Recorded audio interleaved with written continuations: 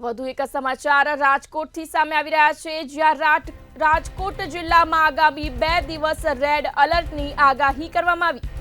જિલ્લા આરોગ્ય અધિકારી આર ફૂલમાલીનું નિવેદન સામે આવ્યું, જ્યાં શાળાઓના ગ્રાઉન્ડમાં શેડ બાંધવા સંચાલકોને અપીલ કરવામાં આવી।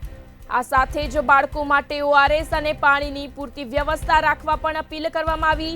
બપોરે 12 થી 3 વાગ્યા સુધી ઘરની બહાર ન નીકળવા વિનંતી કરવામાં આવી। બાળકો, વૃદ્ધો અને સગર્ભા મહિલાઓને ઘરમાં જ રહેવા અપીલ કરવામાં આવી।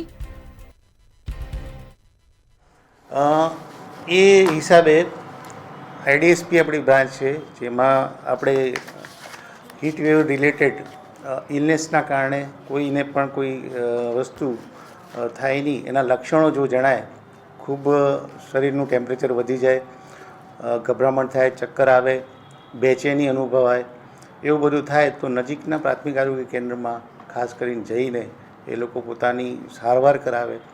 હીટ સ્ટ્રોક જેવું લાગે તો તાત્કાલિક 108ને બોલાવીને એની સારવાર માટે ત્યાં લઈ જવાય, એ ખાસ છે। સ્કૂલની અંદર અમે લોકોએ જે છે એક પરિપત્ર કર્યો છે ડિસ્ટ્રિક્ટ પ્રાઇમરી એજ્યુકેશન ઓફિસર અને મારી બંનેની સહીથી કે ભાઈ સ્કૂલમાં જે છે એ થોડુંક શેડિંગ, જો કદાચ બાળકો રમતા હોય બપોરના પાકમાં તો એ લોકો શેડિંગ જો કરી રાખે સ્કૂલમાં, આપણે જે ગ્રીન ક્લોથ હોય એનાથી, તો એને સારું રહે થોડું।